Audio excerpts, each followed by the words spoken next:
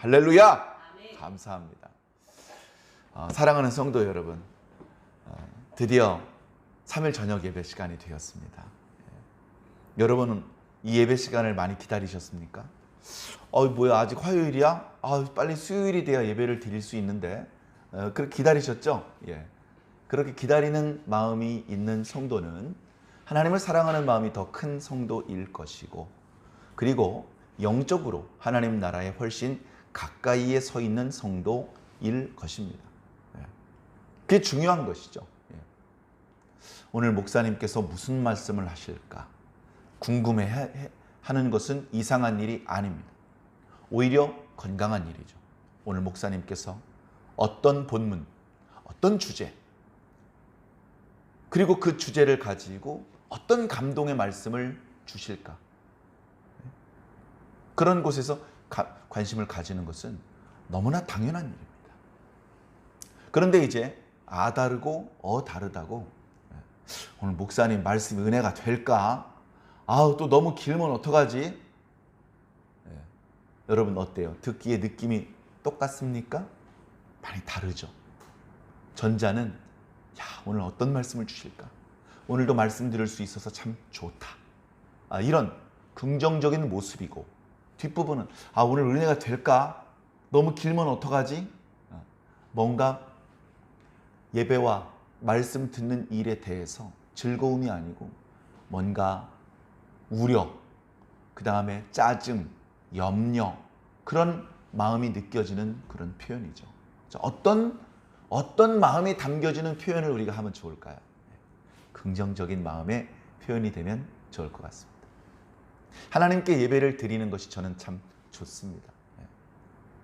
저는 예배를 인도해야 되는 입장이거든요. 그냥 편안하게 예배실에 앉아서 졸지 않고 집중해서 말씀을 듣기만 하면 되는 그런 입장이 아니고, 평소에도 기도하면서 말씀을 묵상하는 생활을 늘 하고 있어야 되고, 특별히 이 시간을 위해서 허락된 말씀을 집중적으로 읽고 묵상하고 연구하고 준비하고, 그렇게 해서 강단에 서서 이제 말씀을 선포해야 되는 그런 입장입니다. 그래서 제가 이제 그런 설교자의 사명을 감당을 잘 할 때에 성도들도 기왕에 귀한 시간 쪼개서 교회 출석했는데 그냥 헛걸음하는 것이 아니고, 은혜도 못 받고 잔소리만 듣고 야단만 맞은 것 같고 도대체 무슨 말씀을 하신지도 모르겠고 그냥 그렇게 좀 어수선한 분위기에 왔다 가는 것이 아니고, 오늘 하나 건졌어. 하나님이 날 사랑하시나 봐. 하나님께서 나한테 한 말씀 주신 것 같아. 그렇게 뭔가 소중한 것을 하나 얻어갈 수 있는 것이죠. 그래서 저는 저대로 예배가 잘 준비가 되고, 제가 말씀을 잘 선포할 때 제가 선포한 말씀이지만 그 말씀을 제가 또 듣고 저도 은혜를 받거든요. 그래서 저도 말씀을 잘 준비하는 것이 저 개인의 유익을 위해서 엄청나게 중요합니다. 그리고 당연히 여러분 모두에게 영적인 유익을 끼쳐드릴 수 있는 일이 되는 것이죠. 그렇다면 이 예배 시간이 다가오는 것, 그것이 저에게는 부담스러울 수도 있고, 그 예배를 준비하는 것에 대한 그 부담감, 책임감, 이런 것들에 짓눌리다 보면 벌써 또 예배 시간이야? 또 벌써 설교 준비해야 돼? 이렇게 조금은 예배가 부정적인 의미로 마음에 와닿을 수도 있잖아요. 근데 저는 안 그래요. 예배 준비하는 건 부담스럽습니다.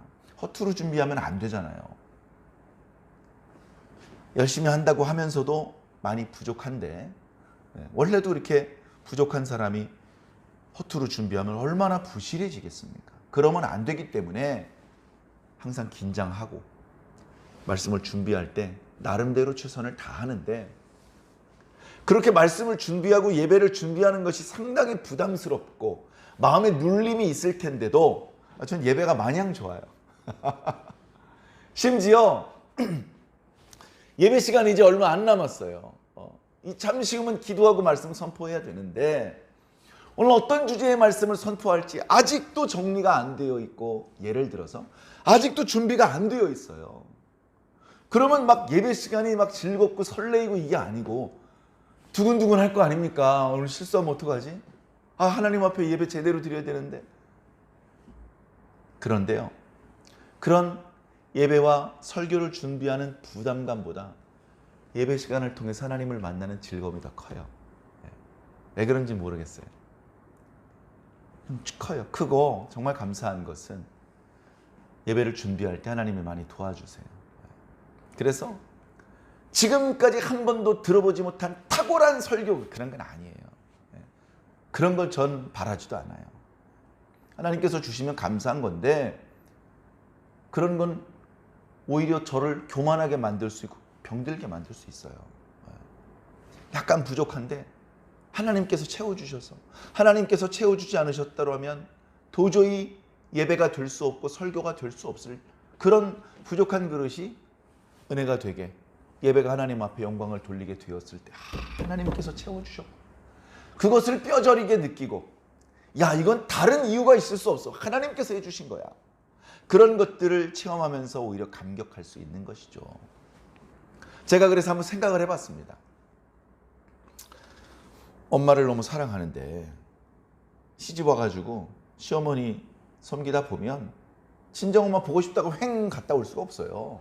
예? 그럴 수가 없죠. 다 공감하시죠? 자, 그런데 시어머니께서 허락을 하셨어. 명절도 아닌데 너 저 친정어머니 좀 잠깐 뵙고 와라. 어떻게 명절 때만 가냐? 지난 명절 때 얼굴 뵌 지도 좀 몇 달 됐으니까 가서 얼굴 뵙고 인사 좀 나누고 안부 좀 여쭤보고 그리고 괜찮으니까. 시어머니가 그렇게 허락을 해주시면 얼마나 기분이 좋습니까? 싫어요, 안 갈래요, 이러겠습니까? 관계가 막 불편하면 그럴 수도 있겠지만 대부분 어떻습니까? 어머니 너무 감사해요. 평소에 시어머니 뒤에서 욕도 했었는데 시어머니가 또 이럴 때도 있네. 어머니 너무 감사해. 내가 이렇게 좋은 시어머니 왜 뒤에서 욕을 했을까? 속으로 반성을 하면서 고마워요 해가지고 빛의 속도로 준비를 해가지고 시어머니 마음 바뀌기 전에 휙 하고 갑니다. 엄마! 나 가. 무슨 일로 와? 시어머니나 잘 섬겨. 명절 때 보자, 명절 때. 아니야, 우리 시어머니가 어떻게 친정엄마를 명절 때만 보냐면서 한번 갔다 오라 그러셨어. 허락받고 가는 거야. 엄마, 나 좀 하룻밤 자고 갈게. 좀 쉬었다 갈게, 엄마. 얘기만 들어도 기분이 좋아요. 그죠? 그래 갔는데 오랜만에 시집간 딸이 왔어요, 친정에. 와가지고 그렇게 친정에 온 딸이 밥하는 거 봤습니까? 벌렁 누워가지고 엄마 밥 줘. 사람은 다 비슷한 것 같아요. 집이 편하잖아요. 엄마도 나이가 들었으니까 막 함부로 하면 안 되는데 그냥 어렸을 때 엄마가 해주는 밥 먹었을 때처럼, 나이 어린 그 개구장의 시절처럼 벌렁 누워가지고 엄마 밥 줘. 막 애기 짓을 합니다. 그러면 엄마가 싫은 내색 안 하고 밥을 준비를 해줘요. 친정엄마가 밥을 해주는데 한번 예를 들어 말씀드려보는 겁니다. 반찬이 부실해요. 반찬이 부실해. 오랜만에 딸이 왔는데 반찬이 다 풀떼기야, 풀떼기. 밥도 식은 밥이야. 거기다가 국을 이렇게 먹어봤는데 짜. 간이 안 맞아. 너무 짜. 그러면 그때부터 엄마랑 대판 싸우고, 음식이 이게 뭐냐고, 좀 지금 음식을 왜 이런 식으로 하냐고, 지금 날 무시하는 거냐고 싸울 겁니까? 음식 먹으러 갔어요? 음식 먹으러 친정에 간 거 아니잖아요. 음식을 먹고 싶으면 음식 잘하는 음식점에 가세요. 그죠? 친정에 간 이유는 거기서 일반 음식점보다 더 고급진 음식을 먹기 위해서 간 게 아니고 친정엄마 얼굴 보러 간 거예요. 맞죠? 제가 좀 지나치게 말씀드린 건가요? 전혀 아니죠. 예배실에 온 것은 감동적인 설교를 들으러 온 게 아니고요, 하나님 얼굴 보러 온 겁니다. 얼굴 봤으면 성공한 거예요. 아이씨, 왜 목사님 설교가 오늘 부실하네 이거? 왜 이렇게 설교가 짧아 이거? 설교학 교수님들입니까? 점수 매깁니까? 예배실에 왜 왔냐고요? 감동적인 설교 들으러 오셨어요? 성경 공부하러 오셨어요? 저는 아니에요. 저는 하나님 얼굴 보러 왔어요. 난 지금 하나님 얼굴 보는 게 너무 좋아. 말씀 좀 부실해도 되고 목사님 좀 실수해도 괜찮아. 짧게 끝내도 괜찮고 길게 하셔도 괜찮아. 상관없어요. 그건 두 번째 문제야. 그것도 중요한 문제지만 그게 첫 번째는 아니야. 첫 번째는 하나님 이 자리에 와 계시냐 안 계시냐예요. 아무리 청산유수와 같은 연설을 하신다 하더라도 하나님 그 자리에 안 계시면 뭐하러 간 겁니까 거기. 시간 낭비하고. 다 쓸데없는 겁니다. 목사님이 그날따라 버벅거리고 실수하고 모세인지 바울인지 막 바꾸어서 바로인지 모세인지 막 바꿔서 얘기를 해가지고 이야기가 뒤죽박죽이 돼도 하나님 얼굴 봤는데 뭐가 문제야. 하나님 얼굴 봐버렸는데 내가. 이 시간 예배 드리는 목적을 너무나 뻔하고 당연한 예배의 목적이지만 예배의 목적은 하나님을 만나는 겁니다. 굳이 성가대 찬양이 없어도 돼요. 예배 시작할 때 찬송을 왜 한 5곡 부르지 한 곡만 불러? 안 불러도 괜찮아요. 찬송을 5곡 부르면 하나님의 영이 임재하시고 2곡 부르면 안 오시고 그런 게 아니잖아요. 진전집에 갔는데 쌀이 떨어졌어. 굶어야 돼. 짜장면 배달을 시켜 먹어야 돼. 그러면 어때요? 엄마 얼굴 보고 있는데 내가 지금. 네? 안 그렇습니까? 제가 뭐 지금 잘못 생각하는 건가요? 아니죠. 네. 저는 그래서 예배를 준비하고 설교를 준비하는 것이 상당히 부담스러운데도 불구하고 예배 시간이 막 마냥 좋습니다. 마냥 좋아요. 네. 사랑하는 성도 여러분, 우리가 한편으로는 어른스러워져야 되지만 또 다른 한편으로 우리는 하나님 앞에 영원한 어린이가 됐으면 좋겠어요. 영원한 어린이. 예수님 품 안에 영원한 어린 양이 됐으면 좋겠어요. 딱 안으셨는데 왜 이렇게 무거워? 야, 너 내가 지금 귀여워해주긴 너무 징그러워졌다. 야, 뿌리 삐죽해 너. 그게 아니고 예수님께서 우리를 보실 때 항상 털이 포성포성한 흠과 티가 없는 그런 귀여운 어린 양의 모습이면 좋겠습니다. 인격적으로는 성숙해서 어른이 되지만 영적으로는 어린이가 되면 그런 생각을 오늘 예배를 준비하면서 해봤습니다. 사랑하는 성도 여러분, 우리가 주님 앞에 인격적으로 성숙한 신앙인, 또 다른 한편으로는 예수님 품 안에 안겨있는 어린 양과 같은 깨끗한 신앙인이 되기를 예수님 이름으로 간절히 축원합니다. 정말 그렇게 합시다. 찬송가 몇 곡 모르고 또 부를 때 틀리면 상관없어요. 가사가 틀리면 어떻고 음정 틀리면 어떻고 박자 틀리면 어떻습니까?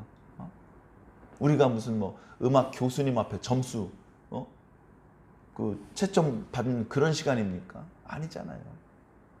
예배 시간에 단정하게 입는다고 하는 단추를 거꾸로 이렇게 한 칸씩 밀려서 끼면 어떻습니까? 너 단추 똑바로 안 껴? 아이씨, 나 갈래. 그리고 하나님의 영이 가버리시냐고요? 그것 때문에. 아니잖아요. 하나님을 만나는 것 자체 너무 행복하고 감사. 그날 아무 찬송도 못 부르고 아무 설교도 못 들었어도 하나님을 만나고 돌아가면서 눈물을 흘릴 수 있는, 집으로 돌아가면서 역시 하나님은 살아계셔, 그렇게 말할 수 있는 그런 신앙인이 진짜 신앙인이 아닌가, 그런 생각을 해보았습니다. 자, 이제 오늘 말씀 또 드려야죠. 오늘 본문이 무척 긴데요, 좀 줄여서 읽었습니다. 앞부분도 다 하나님의 말씀인데 주로 6지파가 어떤 성읍을 차지하게 됐는지에 대한 이야기예요. 그래서 우리가 좀 읽기 불편한 발음의 지명들이 많이 나와서 그리고 우리가 읽더라도 이게 정확히 어느 위치인지 우리가 감이 잘 안 오는 것이기 때문에, 우리가 무슨 성경학자들이 아니기 때문에 제가 오늘 이제 좀 생략을 했습니다. 이해해 주시기 바라고요. 그러나 오늘 1절부터 저 뒤에 51절까지 그 말씀을 통해서 하나님께서 우리에게 주시는 교훈, 놓치지 않고 또 받아야 되잖아요. 한번 살펴보겠습니다. 자, 첫 번째. 자, 우리 일단 이스라엘 지파 땅 분배한 그 지도를 또 한번 그려볼까요? 자, 자, 여러분들은 뭐 모르셔도 되는데요. 저는 알고 있는 게 좋고 또 자주 보면 여러분들도 이제 이해가 됩니다. 아, 단지파가 저기 있구나. 아, 그래서 저쪽으로 도망갔구나. 이런 것들이 이제 이해가 되는 거예요. 자, 해안선이 지중해 앞에 해안선이 이렇게 밋밋한 해안선이 있죠. 중간에 톡 튀어나오는데 여기 갈멜산이 있어요. 갈멜산. 나중에 이제 엘리야가 여기서 기도하죠. 하나님 비를 주시옵소서. 저 지중해에서 구름이 와가지고요. 3년 6개월 동안 비가 안 오던 땅에 비가 내립니다. 그랬던 곳이 이제 여기 기손 시냇가, 여기 바알과 아세라의 선지 850명을 죽인 곳. 아주 유명한 곳이죠. 그리고 거기서 이쪽으로 좀 내륙으로 들어오면 여기 이제 갈릴리 호수가 있습니다. 그래서 헬몬산으로부터 요단강이 흘러내리다가 이제 사해 바다가 이렇게 있죠. 정확한 축척은 아닙니다. 그리면서 항상 좀 이상한데, 자 대충 이렇게 그려 놓으면 제일 먼저 분배를 받았던 게 한번 숫자로 써볼까요? 첫 번째가 유다지파입니다. 유다지파가요, 이 남쪽을 다 먹은 거예요. 남쪽을. 전체의 3분의 1을 먹었다, 이렇게 생각하셔도 됩니다. 이쪽은 이제 길르앗 땅이라고 부르고, 이쪽 길쭉한 사다리꼴 땅이 가나안 땅인데, 가나안 땅 남쪽 3분의 1을 유다지파가 다 먹었어요. 엄청나게 많이 먹었어요. 넓은 면적이죠. 물론 유다지파가 너무 욕심이 많은 거 아니야? 그런 건 아니고요. 하나님께서 모세를 통해서 약속해 주셨던 말씀을 의지해서 유다지파의 족장이었던 갈렙이 요구한 겁니다. 저기 저 산지 주신다 그랬어요. 저거 주세요. 저기 저 평야 주세요. 저 넓은 땅 다 주세요. 이런 게 아니고, 아무도 원하지 않는 저 광야 주세요. 저 산지 주세요. 저 이방인들이 득식을 거리고 있는 골짜기 주세요. 이렇게 한 거예요. 넓은 면적을 차지했다고 유다지파를 욕할 수가 없는 그런 것입니다. 사실은 욕을 먹어야 된다면 하나님께 큰 축복을 받았던 요셉 자손들, 에브라임과 므낫세 자손들이죠. 이만큼을 먹었어요. 이만큼을 먹었는데, 여기 아래를 이제 에브라임 지파가 먹었고, 여기를 므낫세 지파가 먹은 거예요. 에브라임 지파가 이만큼 먹고, 위에 므낫세가 더 넓게 차지했죠. 근데 므낫세 지파는 또 이쪽에도 이만한 땅이 있어요. 여기도 므낫세 지파 땅이에요. 그리고 여기 너무 크게 그렸다, 너무.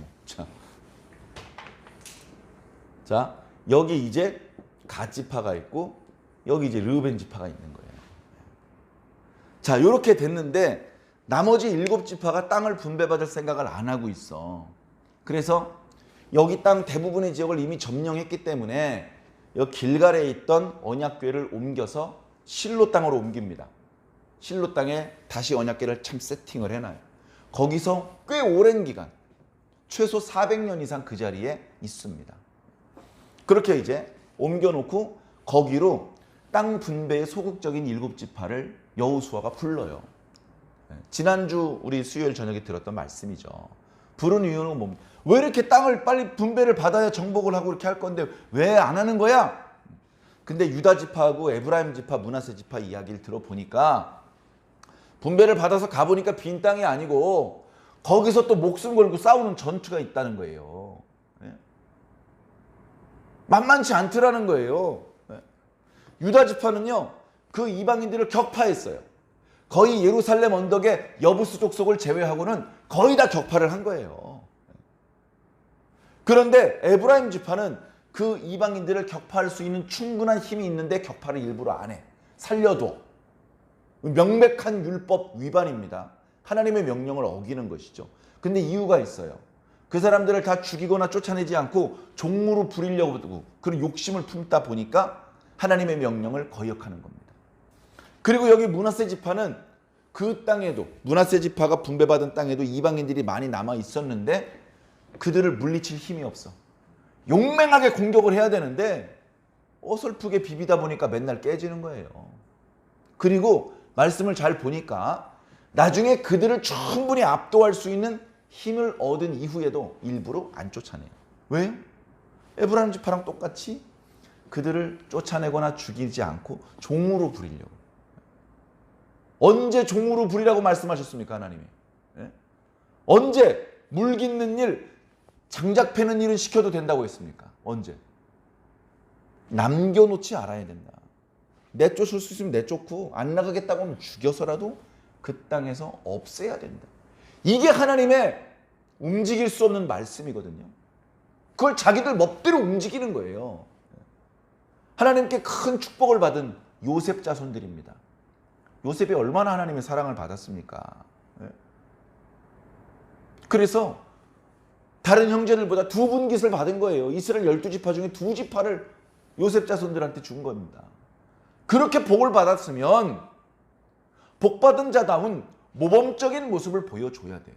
유다지파처럼 역시 형님 뭔가 다르시네요. 동생들에게 귀감이 되시네요. 이런 모습을 보여줘야 되잖아요. 이렇게 좋은 땅 독차지해 놓고서는 참 찌질하고 비겁한 모습을 보여주고 있습니다. 그러다 보니 유다지파처럼 했더라면 나머지 7지파도 우리도 한번 해봅시다 이랬을 텐데 땅 분배받으면 더 빡세지는 것 같아. 그냥 좀 어떻게 안 되냐? 전에는 각자 지파별로 알아서 하래가 아니고 12지파가 다 모여가지고 싸우니까 그래도 덜 힘들었는데 이제 각자 니들끼리 알아서 하라고 그러니까 이거 우리 다 흩어져가지고 할 수 있겠어 이거? 그래가지고 이제 땅 분배받는 일에 대하여 소극적이었던 것이죠. 그래가지고 여호수아가 명령을 내립니다. 7지파는 한 지파에 3명씩 정탐꾼을 선발하시오. 21명을 선발했습니다. 그래서 이 가나안 땅 중에서 아직 분배받지 않은 이 땅하고 이쪽 땅 거기를 정확히 탐지를 해라. 지도를 그려라. 책으로 만들어 봐라. 그리고 나서 실로에서 하나님 앞에서 제사장 앞에서 12지파의 두령들 앞에서 투명하게 제비를 뽑아서 어느 지파가 어떤 땅을 분배받을지 결정을 하자. 그렇게 이제 이야기를 한 겁니다. 자, 그래서 그 7지파 중에 이렇게 숫자를 붙이니까 좀 애매한데 어쨌든 여기 베냐민 지파가 이쪽 땅을 차지했습니다. 에브라임 지파와 유다 지파 사이에 있는 땅이에요. 이 베냐민 지파와 유다 지파 사이에 이제 예루살렘이 있는 걸로 우리 잘 알고 있죠. 베냐민 지파가 먼저 분배를 받았어요. 7지파 중에. 그리고 이제 오늘 우리가 안 읽은 부분에 나머지 6지파가 어떻게 땅을 분배받은지 나오는 거예요. 자, 두 번째가 7지파 중에 두 번째가 시므온 지파인데 시므온 지파는 유다 지파 속에서 이렇게 분배를 받았어요. 우리가 잘 아는 우리 이삭이 주로 생활했던 부엘세바를 중심으로 그 주변 땅, 다윗이 잠깐 있었던 시글락 이런 쪽을 이제 시므온 지파가 차지한 겁니다. 그 다음에 이제 이사갈 지파죠. 스불론 지파. 스불론 지파는요, 요 가운데. 스불론 지파가 여기를 차지했고요. 이사갈 지파가 이제 이쪽. 여기가 이사갈 지파. 그 다음에 아셀 지파는 이렇게 해안가. 아셀 지파. 그리고 여기 이제 납달리 지파. 그 다음에 단 지파가 여기를 차지합니다. 단 지파. 그렇게 어떻게 보면요. 이제 크게 보면 이쪽 여기까지 다. 여기가 이제 북부, 여기가 남부 이렇게 됩니다. 왜 이 말씀을 드리냐면요. 우리가 잘 아는 것처럼 나중에 남왕국 유다와 북왕국 이스라엘로 분단이 되잖아요. 분열이 돼요. 분열이 되는데 사사기 말씀에 단지파하고 베냐민 지파가 아작이 납니다. 여기 깊은 골짜기가 생기는 거예요. 그래서 물리적으로도 분리가 되고 정서적으로도 분단이 돼버리는 거예요. 그래서 분단이 돼버려서 분단된 이후에는 통일이 안 됩니다. 북왕국이 먼저 멸망당하고 나중에 남왕국도 멸망당합니다. 결국 이 땅에서 살지 못하고 이 땅 밖으로 쫓겨납니다. 본래 이 땅에 살고 있었던 가나안 7족속이 그 땅에 계속 살지 못하고 죽임을 당하거나 쫓겨났던 것처럼 왜? 거룩한 땅에 더러운 풍습을 가지고 살았기 때문에 하나님께서 그들을 죽거나 그 땅 밖으로 나가게 만드셨거든요. 시간이 지나니까 이 이스라엘과 유다의 사람들이 예전 가나안 7족속을 능가할 정도로 하나님께서 보실 때 매우 부정하게 살고 있었습니다. 거룩한 땅에 부정한 놈들이 살고 있었구나. 아수르와 바벨론의 손을 빌어서 이 괘씸한 놈들을 이 땅 밖으로 쫓아냈습니다. 우리가 음식을 먹을 때 깨끗하고 문제가 없는 음식인 줄 알고 입에다 넣었는데 넣고 놓으니까 상한 음식이야. 그게 뒤늦게 깨달아지면 에이 뭐 입안까지 들어왔는데 꿀떡 삼켜야지 그럽니까? 얼른 토해내죠. 이 땅이 이스라엘 백성을 토해낸 겁니다. 이 더러운 것들, 학퇴. 땅이 이스라엘 백성들과 유다 백성을 토해낸 겁니다. 땅을 무시하면 안 돼요. 자, 이제 그건 나중 이야기이고 일단 이스라엘 12지파의 땅 분배가 오늘 말씀에 이렇게 끝난 거예요. 자, 이 이야기 속에서 우리가 교훈을 얻어야 되잖아요. 자, 한번 볼까요? 자, 첫 번째는요, 양보입니다. 양보. 시므온 지파에게 유다 지파가 양보를 했어요. 양보 안 해도 돼요. 시므온 여기 왜 쳐다봐? 저쪽 땅 많잖아. 저쪽에서 찾아봐. 뭐 이럴 수도 있잖아요. 자기도 못 먹을 정도로 너무 많이 받았으면서도 지금은 땅에 남아도는 것 같아도 이제 한 세대 두 세대 애기들 낳기 시작하면 모자라. 조용히 해. 땅 남는다는 얘기하지만 쉿 조용히 해. 우리가 다 먹자 이거. 그럴 수도 있잖아요. 그럴 수도 있잖아요. 근데 유다 지파가 시므온 지파를 부릅니다. 시므온 일로 와. 왜요? 여기서 살자 우리 같이. 여기 우리 땅 많거든. 우리가 이만큼 줄게. 실제로 사사기 말씀을 보면 여호수아가 죽은 이후에도 아직도 이방 족속들이 다 소탕이 되지 않고 곳곳에 살고 있어요. 그래가지고 하나님께서 너희들이 언제까지 그 이방 족속들을 그냥 둘 것이냐.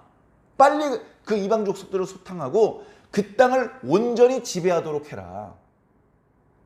그래 이스라엘 12지파 사람들이 다 모여서 하나님께 기도합니다. 뭐라고 기도하냐면요. 하나님 어느 지파가 먼저 올라갈까요? 어느 지파가 먼저 저 이방인을 향해서 공격해 들어갈까요? 하나님께서 응답을 주십니다. 유다 지파가 먼저 올라가라. 유다 지파가 공격을 하겠습니다. 예, 알겠습니다. 하면서 뭐라고 그러는지 압니까? 시므온 지파 같이 가자. 저놈들 쫓아내고 그 땅 너희들한테 줄게. 시므온 사람들이 사실 몇 명 안 돼요. 두 번째 인구조사 때 유다 지파는 8만에 육박해요. 8만에. 7만 6천, 7만 7천. 시므온 지파는 10,000명밖에 안 돼요. 근데도 어떻습니까? 시므온 기죽지 마. 우리가 같이 싸워줄게. 이번에 싸워서 뺏은 땅은 너희들 줄게. 이렇게 해준 겁니다. 유다 지파가 형님다운 모습을 보여줘요.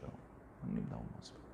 하나님께서 우리 이스라엘 12지파를 얼마나 사랑하시는데 11지파가 되면 안 되잖아. 시므온 형이 지켜줄게. 진짜 멋있습니다. 요즘 찌질한 형들은요 동생 거 뺏어 먹어요. 옛날 형은 안 그랬어요. 옛날 형은 자기 거 안 먹더라도 동생 다 나눠줬어요. 자기 대학교 안 가고 자기 학교 안 가고 동생들 학비 벌어줬어요.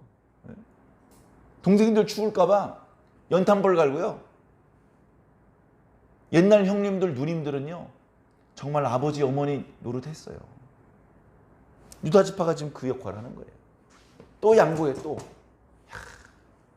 사랑하는 성도 여러분, 양보 받는 게 좋습니까? 양보하는 게 좋습니까? 양보 받는 사람은요 가진 게 하나도 없는 불쌍한 사람이에요. 양보해 주는 사람은요 양보해 주고도 남은 게 엄청나게 많은 그런 사람입니다. 도움을 받는 것도 필요해요. 어려울 땐 도움 청할 수도 있고 도와주면 고맙게 받을 줄도 알아야 됩니다. 평생 그렇게 살 수는 없죠. 얼른 도와주는 입장이 돼야 됩니다. 어떤 분이 어렵게 그러다가 이제 성공을 어느 정도 했어요. 아직 다 성공한 건 아니야. 인터뷰를 하는데 울먹이면서 저는 꼭 베푸는 사람이 되고 싶습니다. 이거 다 먹고도요 더 먹으려고 욕심낼 수도 있는데 그건 인간의 마음이 아니에요.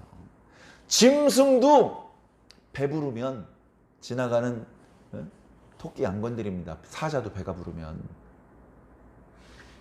자, 양보해야 돼 우리 신앙인들이. 없어도 양보해야 되는데 있는 것도 양보 못하면 어디 되겠습니까? 예수님은 우리를 위해서 생명도 양보하셨는데 뭐가 그렇게 아깝습니까? 어떤 드라마를 보니까요 또 자꾸 말이 길어지려 그러네. 예. 많이 길어지지 않았으니까 이 말씀은 꼭 드리고 싶습니다. 어머님이 응급 환자로 병원에 실려왔어요. 아들이 따라왔어요. 아들이. 어머니가 아주 큰 수술을 받아야 돼요. 지금 바로 수술하지 않으면 돌아가셔요. 위험한 상황이에요. 빨리 수술을 받아야 되는데 수술을 하려면 그 가족들이, 보호자가 수술 동의하는 그 서류에 서명을 해줘야 돼요. 아들이 서명을 못 해주는 거예요. 빨리 서명 안 하고 뭐 하시는 겁니까? 그랬더니 돈이 없어서 못 한대요. 수술비를 도저히 마련할 방법이 없다고. 그랬더니 의사가 호통을 치는 거예요. 네가 응급 환자로 끌려왔으면 너희 어머니가 수술비 걱정에 사인 안 했을 것 같냐? 너희 어머니는 너 살리기 위해서 1초도 주저하지 않고 서명하셨을 거야. 일단 살리고 봐야 된다. 넌 네 친어머니인데 병원비 걱정에 어머니 돌아가시게 할 거냐? 그 얘기를 하니까 울면서 서명을 하더라는 겁니다. 여러분, 우리가 아무리 하나님을 사랑해도요, 하나님이 우리 사랑하는 걸 비교할 수가 없어요.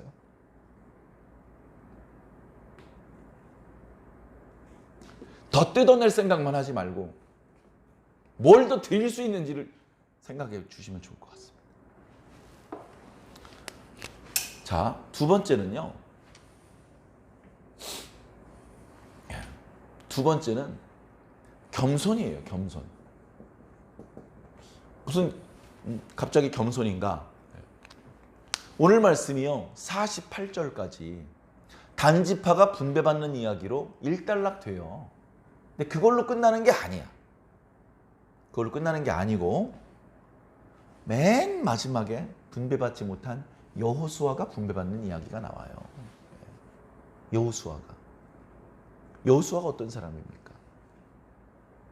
가나안 땅 정복의 1등 공신 아닙니까? 여호수아가 여기저기 돌아다니면서 이거 마음에 드는데 내놔 뺐으면 안 내놓을 수 있습니까? 근데 보세요. 끝까지 자기 땅을 요구하지 않아요. 끝까지. 마지막 순간. 가장 먼저 마음에 드는 곳을 고를 수 있을 텐데 마지막 순간까지 뒷짐지고 아무것도 하지 않고 있습니다. 그러니까 백성들이 선생님 그러지 말고 어떻게 땅덩어리 하나 가지셔야죠. 그랬더니 땅덩어리가 아니라 딥낫세라 성읍 하나 가졌어요. 그래도 성읍을 하나 가졌네. 그게 아니고 조금 큰 집 하나 얻은 거예요. 자신의 가족들이 묵을 수 있는 큰 집을 하나 얻었어요. 자세히 보면 그나마 그냥 들어가서 살 수 있는 집이 아니고 여호수아가 수리를 해서 여호수아가 보수공사를 마치고 거기 살았다라고 기록하고 있어요. 자신의 공로를 주장하지 않고 자신의 노고에 대한 보상을 요구하지 않고 겸손했어요. 여호수아가. 네? 써볼까? 여기 유다지파가 양보했고 그 다음에 여호수아가 겸손하게 자신의 권리를 주장하지 않았어요. 전에 그런 말씀 드렸던 기억이 또 나네요. 어느 목사님이 제 손을 잡고 김 목사, 우리가 바보가 돼야 되네. 바보. 권리 주장할 수 있어요. 자신의 결백을 주장할 수 있어요. 시비를 명명백백하게 가릴 수 있어요. 안 해요. 안 하고 그냥 내가 욕먹고 내가 손해보고 그러고 끝내는 거예요. 바보잖아요. 우리 바보가 돼야 되네. 우리 영적인 어른들이 바보가 돼야 돼. 그래야 교회가 평안하고 성도들이 상처를 받지 않아. 우리가 바보가 돼야 되네. 그렇게 말씀을 하시는데 마음이 짠하더라고요. 유다지파 바보같이 양보했어요. 여호수아 바보같이 겸손 떨고 앉아 있어요. 근데 하나님은 이런 여호수아를 사랑하시고 이런 유다를 사랑하시는 거예요. 니들이 내 마음을 아는구나. 자, 세 번째는 언약입니다. 언약. 하나님께서 약속을 지켜주셨어요. 하나님께서 이 약속을 엄청 오래전부터 하셨습니다. 우리가 잘 아는 아브라함 때부터 하셨습니다. 이삭에게 약속하셨고 야곱에게 약속하셨고 약속하신 거예요. 400년이 넘었어요. 400년, 이제 좀 있으면 500년이 다 돼가요. 그런데도 하나님께서 약속하신 말씀 그대로 가나안 땅을 이스라엘 자손한테 주시잖아. 이렇게 봐, 줬잖아. 여기 베델과 뭐 브엘세바 여기 막 옛날 족장들 돌아다녔죠. 그 뭐라 그러셨습니까? 동서남북 봐라, 이거 다 네 자손들이 차지할 거다. 정말 그렇게 됐잖아요. 약속하신 대로 됐잖아요. 약속하신 대로. 한번 생각을 해봐요. 이스라엘이 하나님께서 주시는 이 축복을 받을 자격이 있냐고요. 아브라함은 대단했어요. 이삭 위대했죠. 야곱도 만만치 않습니다. 그런데 지금 이 이스라엘은 자격이 있냐고요. 죄 없는 자가 없잖아요. 하루도 우상 숭배를 하지 않은 날이 없고. 하나님께서 야, 니들 정말 해도 너무한다. 안 되겠다. 니들 조상 아브라함과 했던 언약은 취소다. 이렇게 말씀하셔도 할 말이 없어요. 야, 하나님이 신실하신 분인데 얼마나 우리가 하나님께 속을 새겨드렸으면 하나님 저렇게 분노하셨을까. 하나님 앞에 왜 그러십니까? 항의할 수가 없다니까요. 이스라엘은 죄인이에요. 가나안 사람보다 좋은 게 나은 게 없단 말이에요. 그렇게 죄를 지은 놈들인데도 언약을 지켜주셨단 말이에요. 이게 얼마나 놀라운 일입니까? 여러분은 어떤지 모르겠는데 저는 그런 생각한 적 많아요. 내가 죄인인데 내가 천국 갈 수 있을까? 천국에 상당히 많은 사람이 갈 것 같은데 나도 갈 수 있을까? 나 죄인인데. 나 예수님 믿은 이후에도 실수도 많이 하고 범죄도 많이 저질렀는데 나도 천국 갈 수 있을까? 오늘 말씀 보니까 갈 수 있을 것 같아요. 죄가 있으면 용서해서라도 천국 갈 수 있게 해주실 것 같아요. 고장나면 고쳐서라도 그 나라 끌고 가실 것 같아요. 어떻게 해서든 우리가 자격 미달이더라도 어떻게 해서든지 만들어내서 본래 하나님께서 약속하셨던 축복을 누리게 해주실 것 같아요. 천국에 가는 것은 내가 믿음이 있고 내가 공로를 세웠고 기도를 많이 했고 예배를 많이 드렸기 때문이 아니고 하나님께서 그렇게 약속하셨기 때문에 내가 천국에 가는 겁니다. 그러니 뭡니까? 할렐루야 아닙니까? 할렐루야. 하나님 만세는 좀 그렇죠. 하나님이 만살밖에 안 사시는 분은 아니니까 영생하시는 분이기 때문에 그 표현은 적절하지 않은데 어쨌든 하나님께 모든 감사와 영광을 돌릴 수밖에 없는 일 아닙니까? 하나님께서 다 해주시는 거 아닙니까? 그런 고마우신 하나님 앞에 이제 더 이상 실망스러운 모습 보여드리지 말고 여호수아가 그랬던 것처럼 유다 지파가 그랬던 것처럼 형님 노릇하고 성숙한 신앙인답게 어른 노릇할 수 있는 그런 저와 여러분들이 된다면 그런 우리들의 모습을 보시는 주님께서 얼마나 기뻐하실까요? 얼마나 기뻐하실까요? 어렸을 때 철부지 꼬춘해 놓고 막 장난치고 그러다 커가지고 막 서로 자기들 욕심에 싸우고 그러다가 이제 애들이 컸는데 서로 우애하고 서로 도와주는 모습을 부모님이 보면 얼마나 기쁩니까? 예? 구군단도 못 외워가지고 그렇게 부모 속을 새기더니 몇 년 지나니까 동생 구구단을 가르쳐주고 있어요. 얼마나 이쁩니까? 우리가 그런 모습을 하나님께 보여드려야 돼요. 부모님께 돈 갖다 바치는 게 효도가 아니고 우리가 어른스럽게 사는 모습, 우리가 서로 사랑하며 우애하고 양보하는 의젓한 모습을 보여드리는 것이 효도입니다. 동일한 원리가 하나님을 섬기는 데에도 적용되는 거예요. 우리 교회 돈을 왜 저 교회에다 줘? 이 돈은 우리 교회 성도들이 우리 교회 위해서 쓰라고 헌금한 거야.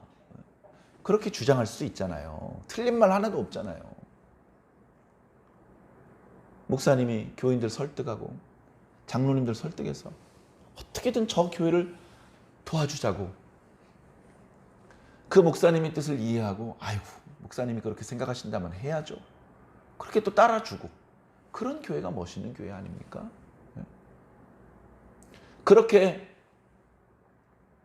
형님 노릇하는 교회와 목회자들의 후원을 받는 미자립 교회는 반드시 부흥해서 저 혼자 잘 먹고 잘 살지 않고 또 다른 어려운 교회를 찾을 겁니다.